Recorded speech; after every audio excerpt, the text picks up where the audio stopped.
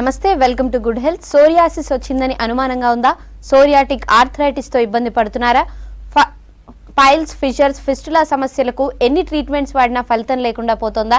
వీటికి హోమియోపతిలో ఎటువంటి చికిత్సలు అందుబాటులో ఉన్నాయో, ఎలాంటి ఫలితాలు ఇస్తాయో మనకు తెలియజేయడానికి మనతో పాటు మెడి9 homoeopathy senior homoeo consultant doctor Sujitha Rao garu మనతో పాటు స్టూడియోలో ఉన్నారు. నమస్తే మేడం. నమస్తే అండి. అసలు ఫస్ట్లీ అంటే సోరియాసిస్ అంటే ఏంటి అండ్ ఇది రావడానికి కారణాలు ఏంటంటారు? సోరియాసిస్ అనేది ఒక దీర్ఘకాలిక చర్మ సంబంధిత సమస్య. జనరల్గా సోరియాసిస్ అనేది మనకి ఒకరి నుంచి ఒకరికి అంటువ్యాధిగా వస్తుందని చాలామంది అనుకుంటూ ఉంటారు. సోరియాసిస్ అనేది అంటువ్యాధి కాదు, ఇది ఒక ఆటో ఇమ్యూన్ సమస్య. మన శరీరంలో ఉండేటటువంటి వ్యాధి నిరోధక వ్యవస్థ మన శరీరంలో ఉండేటటువంటి సొంత కణాలపైన దాడి చేయడాన్నే మనం ఆటో ఇమ్యూనిటీ అంటాం. సోరియాసిస్ అనే దీర్ఘకాలిక చర్మ సంబంధిత సమస్యలో మన శరీరంలో ఉండేటటువంటి వ్యాధి నిరోధక వ్యవస్థ మన సొంత చర్మ కణాలపైన దాడి చేస్తుంది. దీనివల్ల మనకి సోరియాసిస్ ప్రాబ్లం అనేది ఏర్పడుతూ ఉంటుంది. జనరల్గా మన స్కిన్ అనేది హెల్దీగా ఉండాలి అని అంటే స్కిన్లో మనకి కొత్త కణాలు నిరంతరం తయారవుతూ ఉంటాయి. మనకి స్కిన్ రిలేటెడ్గా చూసుకున్నట్లయితే చర్మము పై పొరని మనం ఎపిడర్మిస్ అంటాం, లోపల పొరని డర్మిస్ అంటాం. చర్మం ఆరోగ్యంగా ఉండాలి అని అంటే ఈ డర్మిస్ నుంచి కొత్త కణాలు అనేటటువంటివి ప్రతి 28 నుంచి 30 రోజులకి తయారవుతూ ఎపిడర్మిస్ని చేరుకుంటూ ఉంటాయి. ఇది ప్రతి ఒక్కరిలోనూ జరిగేటటువంటి కంటికి కనిపించని సాధారణ ప్రక్రియ. కానీ సోరియాసిస్ అనే దీర్ఘకాలిక చర్మ సంబంధిత సమస్యలో ఆటో ఇమ్యూనిటీ వల్ల మన శరీరంలో ముఖ్యంగా చర్మంలో డెర్మిస్లో కణాలు త్వరగా తయారవుతూ అంటే 28 రోజులకు ఒకసారి జరగాల్సినటువంటి ఈ కణాల తయారీ ప్రక్రియ అనేది వేగవంతమయ్యి జనరల్గా ఈ కణాలు 6 నుంచి 8 రోజులకే తయారయ్యి డర్మిస్ నుంచి ఉపరితలంలో ఉండేటటువంటి చర్మపు లేయర్ ఎపిడర్మిస్కి చేరుకుంటూ ఉంటాయి. పాత కణాలు ఇంకా చనిపోవు. ఇలా కొత్త కణాలు నిరంతరంగా ఎపిడర్మిస్కి వచ్చినప్పుడు ఇలా వచ్చినటువంటి కణాలకి రక్త సరఫరా అనేది పెరిగిపోతూ ఉంటుంది. దీనివల్ల మనకి చర్మం పైన ఫస్ట్ ఎర్రగా మనకి మచ్చల్లాగా స్టార్ట్ అయిపోయి ఇవి వాపులాగా కనబడుతూ ఈ ఎర్రని పొడల పైన నెమ్మదిగా పైన చేప పొలుసుల్లాగా తెల్లని పొలుసులు అనేటటువంటి ఏర్పడుతూ ఉంటాయి. ఈ సోరియాసిస్ మచ్చలు అనేవి తల నుంచి కాలి గోరు వరకు ఎక్కడైనా కూడా ఏర్పడవచ్చు.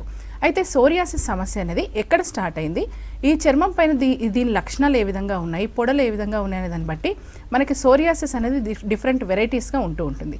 సోరియాసిస్ సమస్య అనేది అంటువ్యాధి కాదు, ఏ వయసు వారికైనా కూడా రావచ్చు.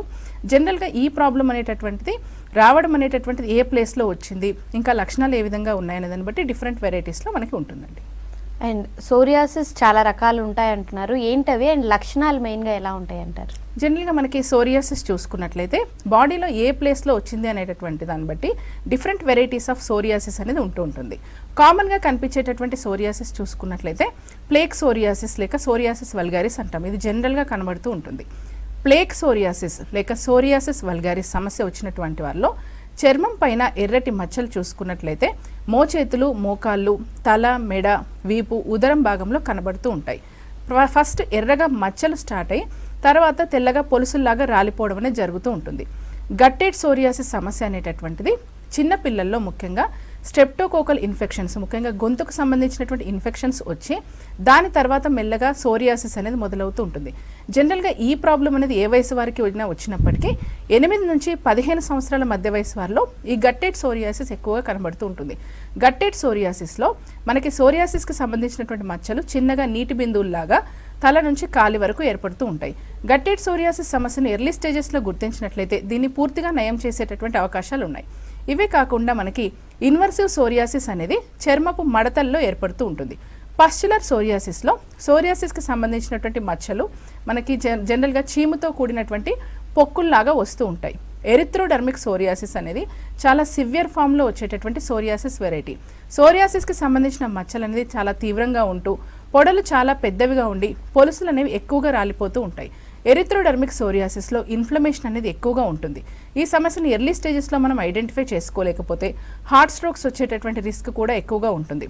అన్నిటిలోకి ప్రాణాంతకమైనటువంటి సోరియాసిసే మనకి ఎరిథ్రోడర్మిక్ సోరియాసిస్. ఇవే కాకుండా కొన్ని వెరైటీస్ ఆఫ్ సోరియాసిస్ ఉన్నాయి. అంటే ముఖ్యంగా చూసుకున్నట్లయితే శరీరంలో ఏదో ఒక భాగానికి రావడం. నెయిల్ సోరియాసిస్ చూసుకున్నట్లయితే ఓన్లీ నెయిల్స్కి కనబడుతూ ఉంటుంది. చాలా మందిలో స్కిన్ రిలేటెడ్ సోరియాసిస్లో ఏదో ఒక రకం వచ్చి తర్వాత నెయిల్ సోరియాసిస్గా రావడం జరుగుతూ ఉంటుంది. నెయిల్ సోరియాసిస్ సమస్య వచ్చినటువంటి వాళ్ళలో నెయిల్ బెడ్ అనేటటువంటిది ప్రభావితం అయిపోవడం వల్ల గోటి పైన గుంటల్లాగా ఏర్పడి మనకి గోరు పైన ఉండేటటువంటి పొర అనేటటువంటిది పొడి రూపంలో రాలిపోతూ లాస్ట్కి గోరు కూడా ఊరిపోవడం జరుగుతూ ఉంటుంది. స్కాల్ప్ సోరియాసిస్ ప్రాబ్లం ఉన్నటువంటి వాళ్ళకి సోరియాసిస్కి సంబంధించినటువంటి మచ్చలు ఓన్లీ స్కాల్ప్ పైన ఉంటాయి. స్కాల్ప్ రిలేటెడ్గా ఇది ఎర్లీగా మనం చూసుకున్నట్లయితే డాండ్రఫ్ అని పొరపాటు పడుతూ ఉంటాము, బట్ తర్వాత ఈ పొలుసులు అనేవి ఎక్కువైపోయి రాలిపోవడం జరుగుతూ ఉంటుంది. పామోప్లాంటర్ సోరియాసిస్లో సోరియాసిస్కి సంబంధించినటువంటి మచ్చలు అనేటటువంటివి జనరల్గా మనకి అరికాళ్ళు అరిచేతుల్లో వస్తూ ఉంటాయి. చర్మం పైన మనకి పగుళ్ళు ఏర్పడి రక్తస్రావం జరుగుతూ ఉంటుంది. ఇలా different varieties of psoriasis different లక్షణాలతో ఉంటుంది. ఏ వయసు వారిలో వచ్చింది, ఎక్కడ వచ్చింది, దీంతోపాటు లక్షణాలు ఏ విధంగా ఉన్నాయనే దాన్ని బట్టి మనం సోరియాసిస్ వెరైటీని మనం ఐడెంటిఫై చేస్తూ ట్రీట్మెంట్ ఇవ్వాల్సి ఉంటుంది.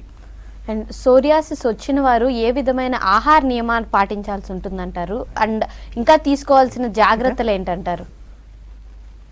జనరల్గా సోరియాసిస్ ప్రాబ్లం అనేటటువంటిది వచ్చిన వారిలో ఆహార నియమాల పరంగా చూసుకున్నట్లయితే వీరు జనరల్గా సోరియాసిస్ ప్రాబ్లం ఆల్కహాల్ తీసుకోవడం కానీ పొగ తాగడం ఇలాంటి వాటి వల్ల ఎక్కువగా వస్తూ ఉంటుంది. కాబట్టి మద్యం సేవించడం ఇంకా పొగ తాగడం అనేటటువంటిది మానివేయాలి.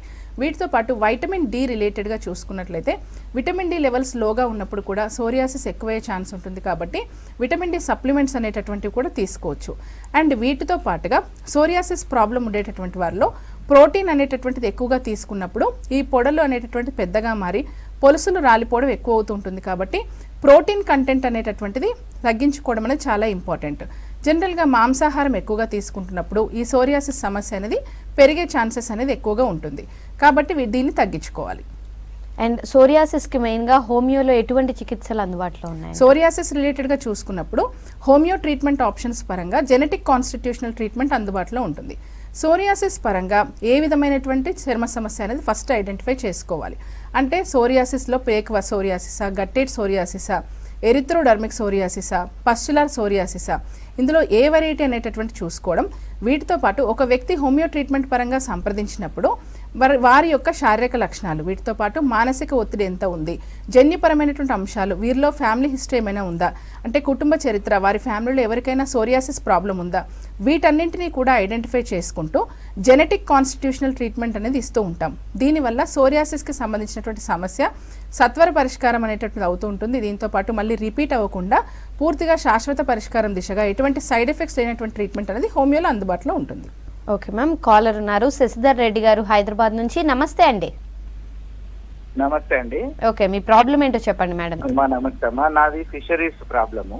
ఓకే, ఫిషర్ ప్రాబ్లం ఉందా అండి? ఎంత కాలంగా ఉంది ఈ ప్రాబ్లం మీకు? నాకు ఒక 20 days నుంచి వస్తుంది. ఓకే, అయితే ఇప్పుడు నేను యశోద సికింద్రాబాద్ పోతే సారు ఆపరేషన్ అవసరం లేదు, ఓకే, ఒక ట్రీట్మెంట్ ఏమన్నాడు డైట్ చెప్పిండు. ఓకే, ఆ డైట్ ఫాలో అవుతున్నా కానీ ఇది ఎన్ని రోజులు ఇట్లా ఫాలో కావాలి? నాకు నేను గవర్నమెంట్ ఎంప్లాయీని, జర్నీ ఎక్కువ ఉంటుంది. ఓకే, దీనికి సొల్యూషన్ ఏంది? నేను ఎన్ని రోజులు డైటింగ్ చేయాలి? బయట తిరుగుతూ ఇబ్బంది అవుతుంది. చల్ల తాగడము, కీరా తినడము, క్యారెట్ తినడము చేస్తున్నా. ఓకే, అదమ్మా, దీనికి సొల్యూషన్ ఏంది? ఏమన్నా టాబ్లెట్స్ ఉంటాయా? డెఫినెట్ గా అండి, మనకి ఫిషర్ పరంగా ఖచ్చితమైనటువంటి ట్రీట్మెంట్ అనేది మెడినన్ హాస్పిటల్స్లో అందుబాటులో ఉంది.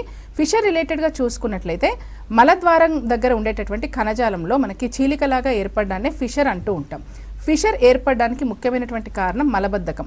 అంటే మలబద్ధకం వల్ల మనకి ఎక్కువగా ముక్కవలసి వచ్చినప్పుడు ఫైబర్ ఫుడ్ ఎక్కువగా తీసుకుని వాళ్ళకి కానీ, ఎక్కువ కూర్చుని వర్క్ చేసేటటువంటి వాళ్ళు, శారీరక వ్యాయామం లేకపోయినటువంటి వాళ్ళు, బరువు ఎక్కువగా ఉండేటటువంటి వాళ్ళు, పొత్తి కడుపు పైన ఒత్తిడి ఎక్కువగా ఉండడం, బరువులు ఎత్తడం, ఇలాంటి పనులు చేసే వాళ్ళకి జనరల్గా మలద్వారం దగ్గర ఒత్తిడి అనేది ఎక్కువగా ఉంటుంది.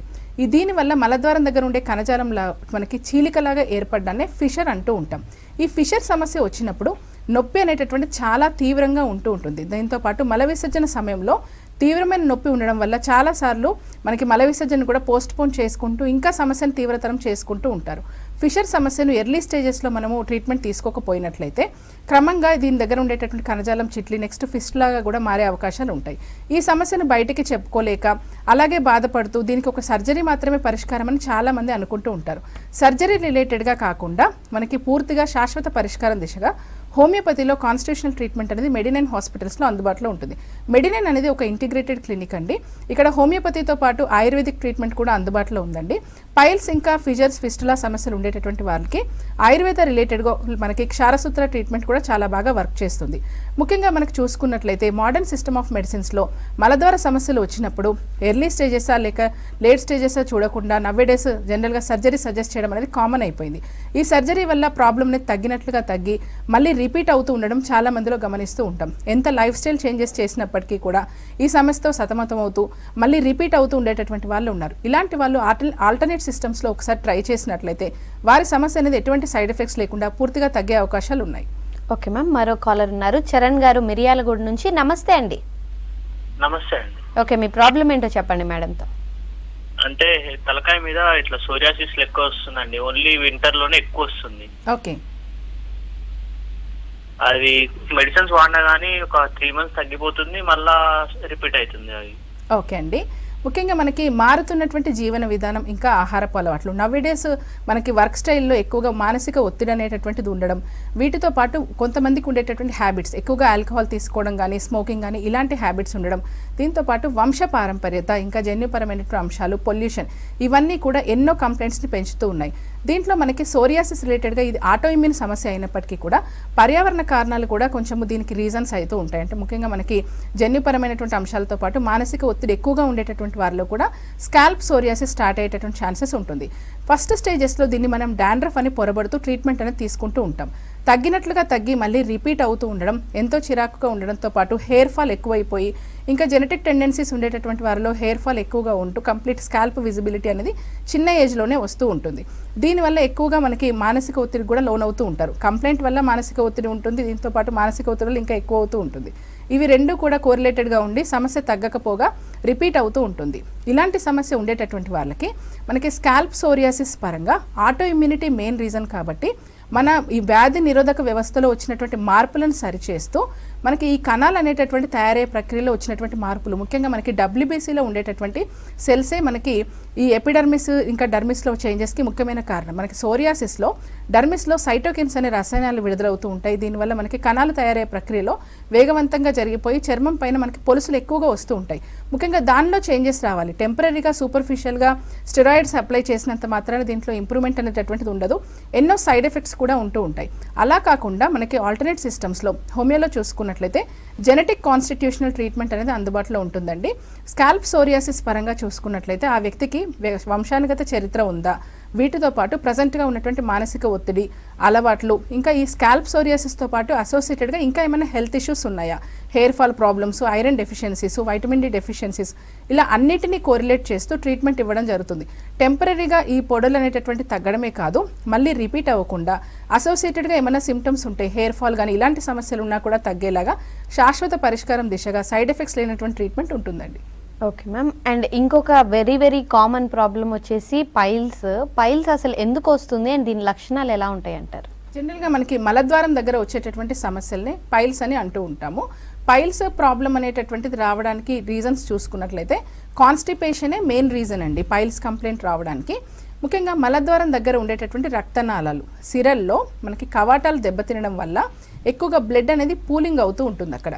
దీనివల్ల రక్తనాళాలు సాగతీతకు గురై మనకి పైల్స్ లాగా ఏర్పడుతూ ఉంటాయి. పైల్స్లో కూడా 2 వెరైటీస్ ఉంటాయి, ఇంటర్నల్ పైల్స్, దాంతోపాటు ఎక్స్టర్నల్ పైల్స్.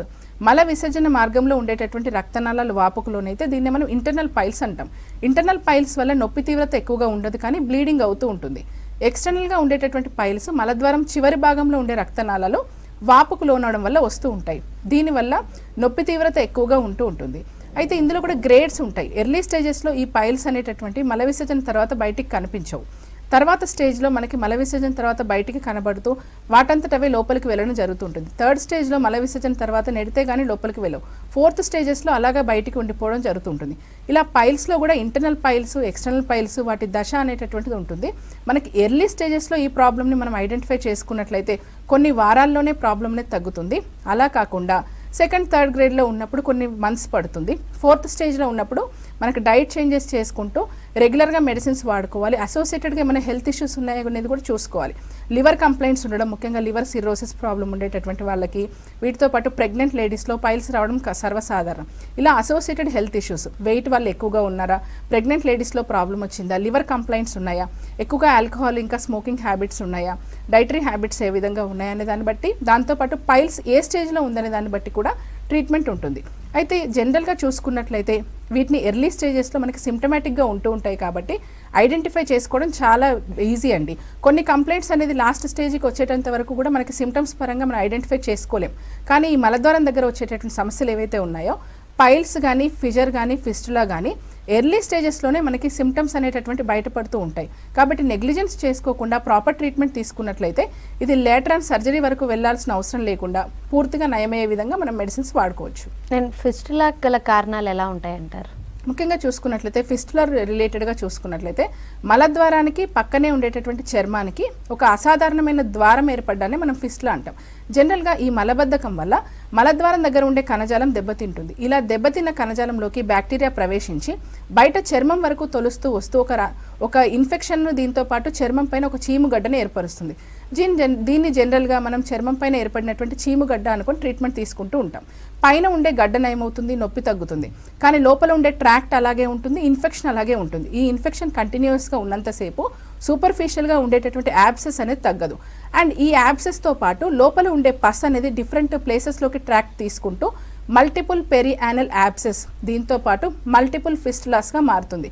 ఎప్పుడైతే మల్టిపుల్ ఫిస్టులాస్ ఏర్పడుతూ ఉంటాయో లోపల పస్ కలెక్షన్ అనేది ఎక్కువగా ఉంటూ పైన సూపర్ఫిషియల్గా పెయిన్, ఇన్ఫ్లమేషనే కాకుండా ఈ పస్ ఎక్కువగా ఉండి ఈ ఫీవర్ వస్తూ ఉండడం, దీంతోపాటు విపరీతమైన నీరసంగా ఉండడం, పెయిన్స్ రావడం, ఇలాంటి కంప్లైంట్స్ కూడా ఉంటూ ఉంటాయి.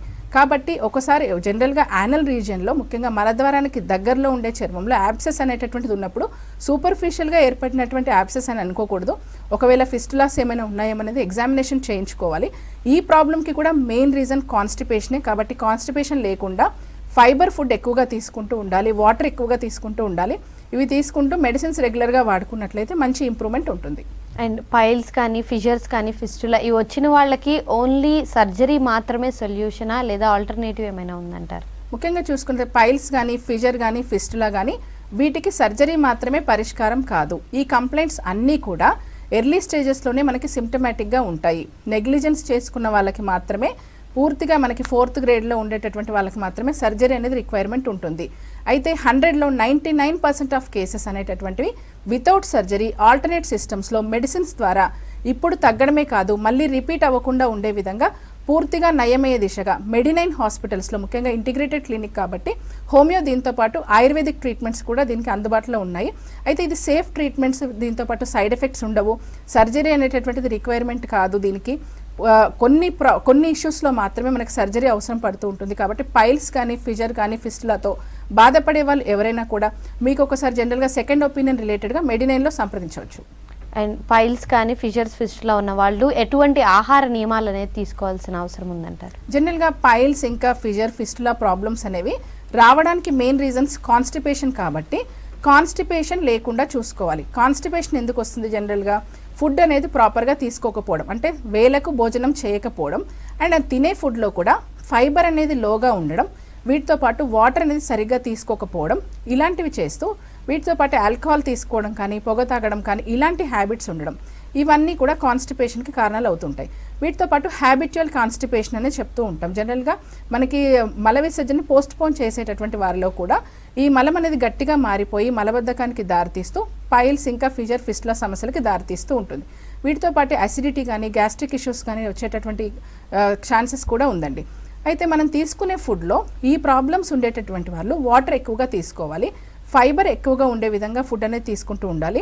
నాన్ వెజ్ని కొన్ని రోజులు తగ్గించుకోవాలి, ఇది లేట్గా డైజెస్ట్ అవుతుంది. కాబట్టి వీటితో పాటుగా ఈ ఏదైనా సిమ్టమ్స్ కనిపించినప్పుడు, సిమ్టమ్స్ అంటే ఏంటి? జనరల్గా మలద్వారం దగ్గర నొప్పి ఉండడం కానీ, వీటితో పాటుగా ఎప్పుడైనా మల విసర్జన సమయంలో బ్లడ్ పడడం కానీ, మల విసర్జన మార్గానికి దాని పక్కగా ఉండేటటువంటి కణజాలం దగ్గర ఏదైనా యాబ్సెస్ ఉండి అక్కడ నుంచి చీము కానీ, రక్తం కానీ రావడం కానీ, ఇలాంటి సందర్భాల్లో నెగ్లెక్ట్ చేయకుండా, ఎవరికి చెప్పకుండా ఉండకుండా మీకు నియర్ బై ఉండేటటువంటి డాక్టర్స్ని డెఫినెట్గా ఈ ప్రాబ్లం పరంగా సంప్రదించాల్సి ఉంటుంది.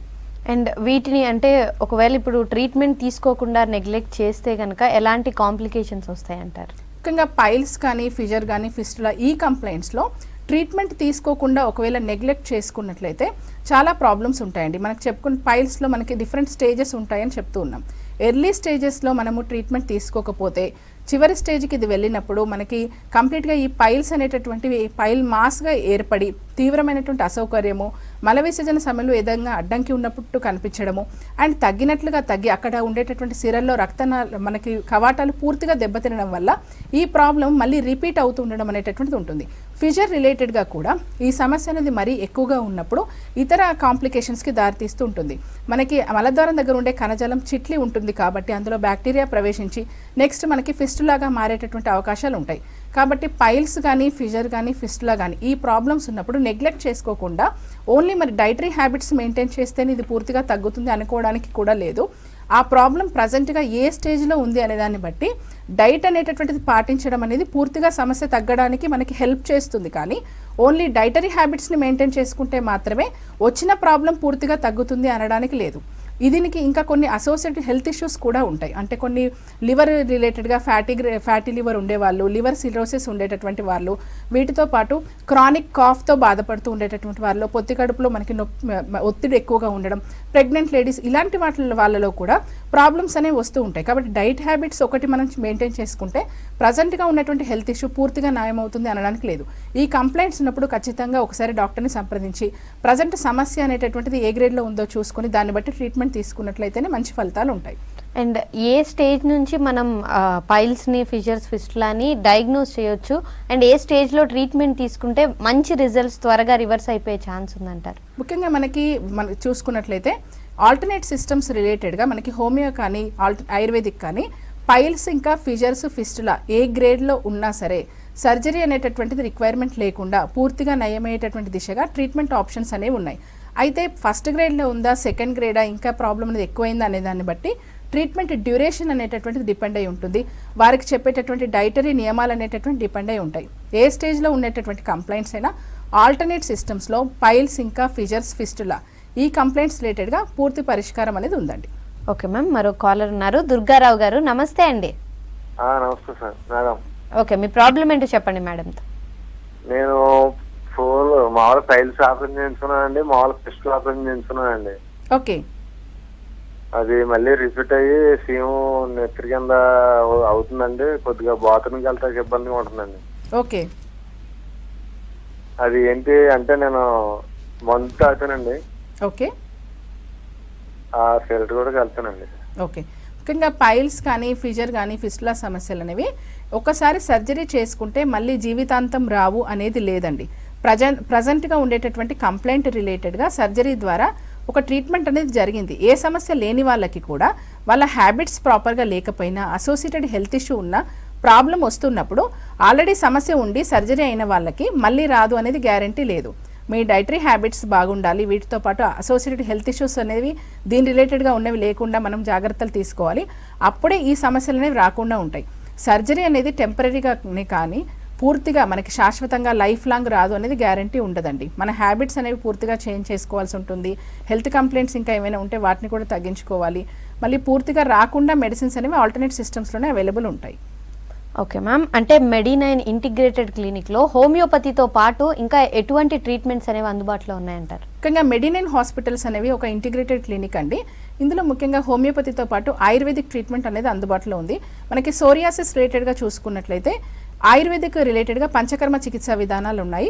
పైల్స్ ఇంకా ఫిజర్ ఫిస్టులా కంప్లైంట్స్ ఉండేటటువంటి వాళ్ళకి క్షారసూత్ర ట్రీట్మెంట్స్ అనేవి అందుబాటులో ఉన్నాయి. హోమియోపతిలోనేమో జెనెటిక్ కాన్స్టిట్యూషన్ ట్రీట్మెంట్ అనేది ఉంటుంది. అంటే ఇవి రెండూ కూడా హెర్బల్ సిస్టమ్ ఆఫ్ మెడిసిన్సే. ఏ విధమైనటువంటి సైడ్ ఎఫెక్ట్స్ లేకుండా పూర్తిగా శాశ్వతంగా పరిష్కారం దిశగా ట్రీట్మెంట్ అనేది ఉంటుంది. ఏ స్టేజ్లో ప్రాబ్లం ఉంది అనే దాన్ని బట్టి, వాళ్ళ ఏజ్ని బట్టి, అసోసియేటెడ్ హెల్త్ ఇష్యూస్ని బట్టి, వాళ్ళ బాడీ వెయిట్ని బట్టి ప్రజెంట్గా ట్రీట్మెంట్ ఆప్షన్తో పాటు డైటరీ గైడ్లైన్స్ అనేటటువంటిది ఇస్తూ అసోసియేటెడ్ హెల్త్ కాంప్లికేషన్స్ కూడా తగ్గే విధంగా వారిని మోటివేట్ చేస్తూ ట్రీట్మెంట్ అనేది శాశ్వత పరిష్కారం దిశగా ఇప్పుడున్న సమస్య తగ్గడంతో పాటు మళ్ళీ రిపీట్ అవ్వకుండా సైడ్ ఎఫెక్ట్స్ లేనటువంటి ట్రీట్మెంట్ అనేది మెడినైన్లో అందుబాటులో ఉందండి. అండ్ ఈ క్షారసూత్ర వీటి వల్ల అంటే నెక్స్ట్ ఫ్యూచర్లో మళ్ళీ రాకుండా ఉండే ఛాన్సెస్ ఉన్నాయండి? డెఫినెట్గా అండి. ముఖ్యంగా ఏ కంప్లైంట్ అయినప్పటికీ కూడా ఇప్పుడు తగ్గడంతో పాటుగా మళ్ళీ నెక్స్ట్ రాకుండా ఉండాలి అని అంటే వాళ్ళు కొంచెం డైటరీ గైడ్లైన్స్ అనేవి పాటించాలి. ముఖ్యంగా పైల్స్ ఫిజర్ ఫిస్టులా రిలేటెడ్గా కాకపోతే ఇప్పుడు ఏ విధమైన సైడ్ ఎఫెక్ట్స్ లేకుండా ఉండేటటువంటి ట్రీట్మెంట్ పూర్తిగా తగ్గడానికి డెఫినెట్గా మనకి హెర్బల్ ట్రీట్మెంట్స్ అనేవి హెల్ప్ చేస్తాయి. ఓకే మ్యామ్, మరో కాలర్ ఉన్నారు, సౌందర్య గారు ఖమ్మం నుంచి. నమస్తే అండి. నమస్తే అండి. ఓకే, మీ ప్రాబ్లం ఏంటో చెప్పండి మేడం. మేడం, నాకు మోషన్స్ అవుతుంది కానీ పెయిన్ వస్తుంది మేడం నాకు. ఓకే, ఎంతకాలంగా ఉందమ్మా పెయిన్ ఇది? 1 month అవుతుంది మేడం. ఓకే, ఎప్పుడైనా బ్లడ్ పడడం జరిగిందా పెయిన్తో పాటు? పెయిన్ వచ్చినప్పుడు లైట్గా బ్లడ్ వస్తుంది మేడం. ఇప్పుడు బాగానే వస్తుంది కానీ పెయిన్ వస్తుంది మేడం మోషన్స్ దగ్గర. ఓకే, యానల్ రీజియన్లో ఏమైనా స్వెల్లింగ్ ఉందా అండి? మేడం, యానల్ రీజియన్లో స్వెల్లింగ్ ఏమన్నా ఉందా? లేదు మేడం. ఓకే, పెయిన్ అనేటటువంటిది 1 month నుంచి ఉంది అని చెప్తూ ఉన్నారు. ముఖ్యంగా కాన్స్టిపేషన్ లేకుండా చూసుకోవాలండి. మీరు ఫైబర్ ఫుడ్ ఎక్కువగా తీసుకోండి. దీని రిలేటెడ్గా ఆకుకూరలు కానీ, జనరల్గా సీజనల్గా అవైలబుల్గా ఉండేటటువంటి ఫ్రూట్స్ కానీ, ఓట్ ఫైబర్ కానీ ఇలాంటివి తీసుకోవాల్సి ఉంటుంది. వీటితో పాటుగా ఎక్కువగా మనకి జంక్ ఫుడ్ కానీ తీసుకోవడం, వీటితో పాటు ఎక్కువగా డీప్ ఫ్రైడ్ ఐటమ్స్ తీసుకోవడం ఇలాంటివి తగ్గించుకోవాలి. మీరు ఓవర్ వెయిట్గా ఉన్నట్లయితే వెయిట్ రెడ్యూస్ చేసుకోవాలి. వాటర్ ఎక్కువగా తీసుకోవాలి. దీంతోపాటు హోమియోలో మెడిసిన్స్ వాడుకోవచ్చమ్మా, మంచి ఇంప్రూవ్మెంట్ ఉంటుంది. ఓకే మ్యామ్, అంటే కొన్ని కండిషన్స్లో స్టూల్స్ నుంచి బ్లీడ్ అవ్వడం చూస్తూ ఉంటాం, అండ్ పైల్స్లో మెయిన్గా ఆ కండిషన్ చూస్తాం. రెండిటికి డిఫరెన్స్ ఏంటంటారు? ముఖ్యంగా మనకి బ్లీడింగ్ అనేటటువంటిది డిఫరెంట్గా ఉంటుందండి. పైల్స్ రిలేటెడ్గా చూసుకున్నట్లయితే జనరల్గా మనకి బ్లీడింగ్ అనేటటువంటిది, మనకి మోషన్ అనేటటువంటిది ముందు కానీ మోషన్కి తర్వాత కానీ బ్లడ్ పడడం ఉంటుంది. ఫిజర్ రిలేటెడ్గా చూసుకున్నట్లయితే ఎలాంగ్ విత్ మోషన్ అనేది బ్లడ్ అనేది ఒక స్ట్రీక్ లాగా పడుతూ ఉంటుంది. పైల్స్ కంప్లైంట్లో కూడా ఇంటర్నల్ పైల్స్ ఉన్నప్పుడు నొప్పి కొంచెం తక్కువగా ఉంటుంది కానీ బ్లడ్ అనేటటువంటి పడే ఛాన్సెస్ ఎక్కువగా ఉంటాయి. ఎక్స్టర్నల్ పైల్స్ ఉండేటటువంటి వాళ్ళకి నొప్పి తీవ్రత అనేది ఎక్కువగా ఉంటుంది. ఇంటర్నల్ పైల్స్ మల విసర్జన మార్గంలో ఉంటాయి కాబట్టి కాన్స్టిపేషన్ అనేది కంటిన్యూస్గా ఉన్నప్పుడు రక్తనాళాలు చిట్లే అవకాశం ఎక్కువగా ఉండి బ్లడ్ పడే అవకాశాలు చాలా ఎక్కువగా ఉంటాయి. ఫిజర్ రిలేటెడ్గా చూసుకున్నట్లయితే ఇది మలద్వారంలో ఉండే చీలిక కాబట్టి జనరల్గా మనకి బ్లడ్ పడడం అనేటటువంటిది ఎలాంగ్ విత్ స్టూల్ ఒక స్ట్రీక్ లాగా ఉంటుంది. ఇలా మనము ఇది పైల్స్ రిలేటెడ్గా బ్లడ్ పడుతుందా లేకపోతే ఫిజర్ రిలేటెడ్గా పడుతుందా అనేది ఐడెంటిఫై చేసుకోవచ్చు. ఫిజర్ డీప్గా ఉన్నప్పుడు ఆఫ్టర్ మోషన్ కూడా మనకి డ్రాప్స్ లాగా బ్లడ్ పడడం అనేది ఉంటుంది. థ్యాంక్ యూ సో మచ్ సుస్తారావు గారు. ఇది ఇవాళ గుడ్